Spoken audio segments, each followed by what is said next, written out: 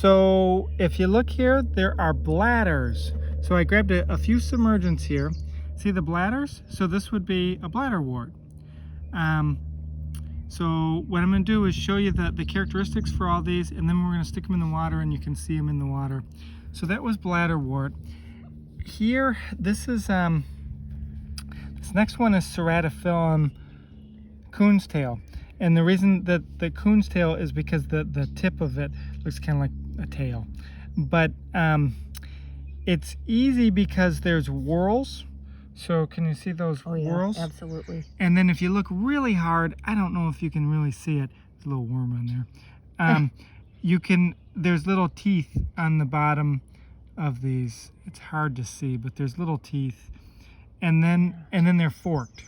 So the fork shows up nice. Whorled, forked, toothed. Let's show that fork one more time there, Howard. Okay. Yeah, it's forked into twos. Yeah.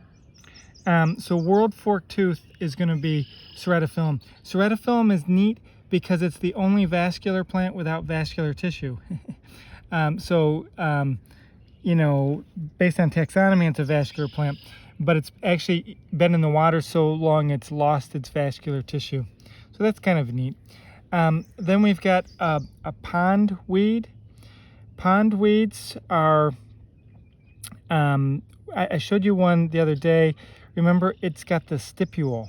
See that stipule? This is a good stipule. Yeah, see how that sticks? And then it's also got a strong midvein. So if I held this up to the light, it would be even more obvious, but you can see that pretty easy.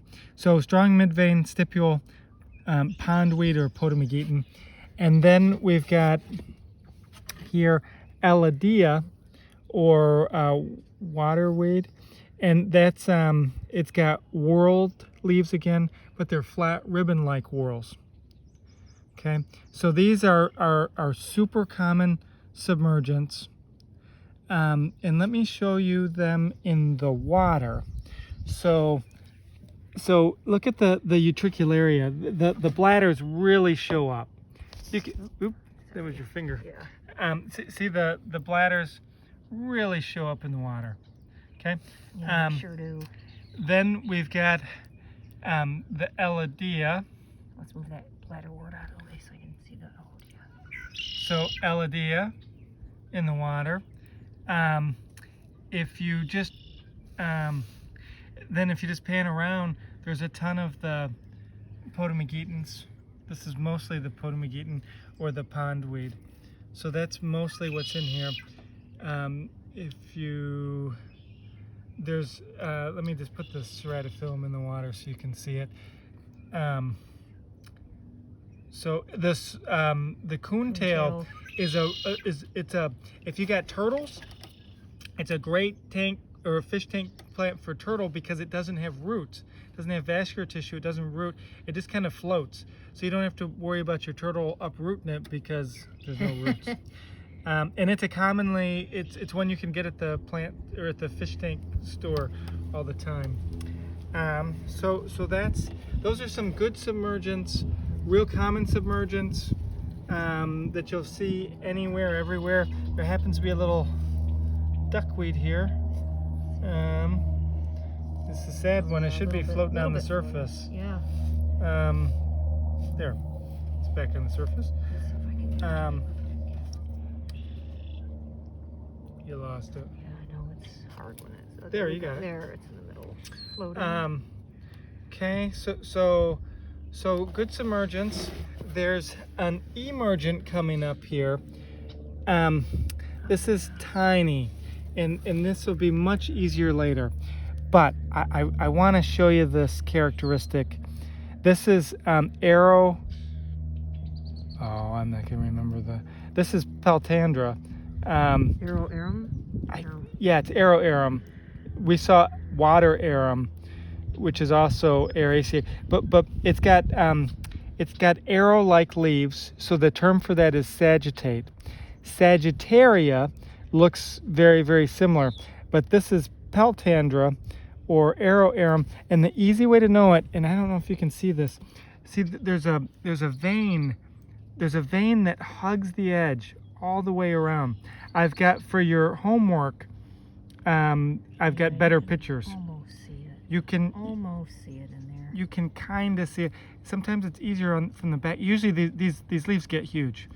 Yeah. So you can see it right here. Keep it nice and still. You kind of can. Yeah, you can see that. Yeah. Barely. But again, when you're looking, I will give you examples of Peltandra or Aeroarum and Sagittaria. Wapato is one of the names. Sagittaria is actually edible. So Wapato is the Native American name. And for the Sagittaria, you'll see that the veins look like the Spider-Man symbol, whereas this one's got the vein that traces. So again, this isn't the greatest example because it's so tiny. You can kind of see it towards the bottom more. See how when this gets a little bigger, it looks like a kid traced the leaf. And it's usually really distinct. The pictures online that'll be obvious if you look for it. So that's that. And I just wonder if we hold them up to the light for a little contrast. That might not I help don't us. think it's. Does it help us any with the I don't know. vasculature of it? Can you see that? It's just so darn small, it but is. That's the problem. but again, Yeah, there's some yeah. great pictures online, so Yep. that's fine. We've got right here. So there's lots of plants that it looks like a normal plant, but look at this weird structure that's wrapped around where the leaf comes from. That's the ochrea, so this is going to be a polygonum or a smartweed. And this is actually polygonum amphibium, and it can grow in the water. It's amphibious. It can grow in the water or out of the water. I've keyed it out a few times. It's got real pretty flowers. Yeah, it sure does. But anyhow, so that's the polygonum. And then the one that everyone hates, although it's really pretty, this is purple loosestrife. Now, purple loosestrife, a neat thing is, so I'll just set this. It's usually got opposite leaves, but you can see that they're like this leaf right here. It's alternate, so it's usually opposite, but it's variable, and it's got kind of a very square-ish stem. This one's actually quite square. Usually they're more 5 or 6 sided, and then it's real squishy. But that weird thing where it's sometimes alternate, sometimes opposite.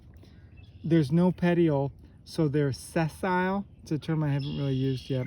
The leaves are directly off the stem. So sessile, mostly opposite, sometimes alternate. Square is going to be purple loosestrife. And you should know this one without the flowers, because by the time it gets to the flowers, it's too late. You want to kill it. Because it's nasty, Really invasive. bad invasive. So I'm gonna leave it here to die. Snap it too. Good riddance.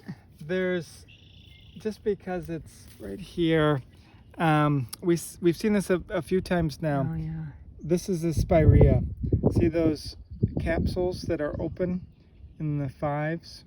They look like little stars. So it's 4 carpel or 5 carpels, and they all open on the inside, makes a pretty star pattern. This happens to be Spirea alba, and it's got really pretty white flowers, but those are much later in the summer. There happens to be right here,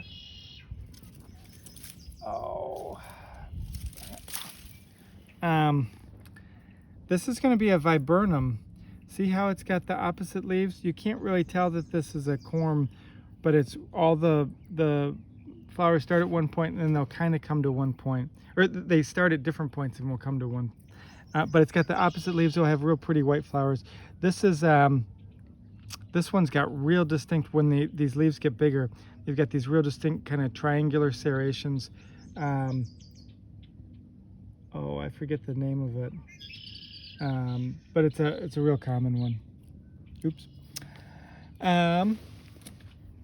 If we just kind of walk back a tiny bit and look at some of the dogwoods, just because Folks, if you know Hoffman Nature Preserve, do be advised that the boardwalk is washed away, so it doesn't connect this year, so you will be, you can see that.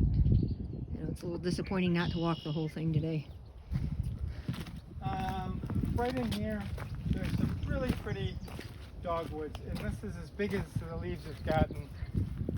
So remember, this happens to be the red osier dogwood, but remember, dogwood, if you split the leaf, there's the stringy, so it holds on by the string.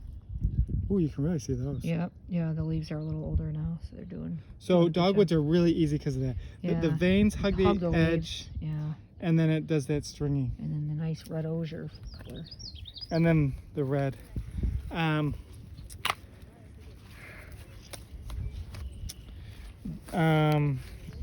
Let's do this somewhere else. Okay. Okay? So you can stop. You want me to stop? Yep.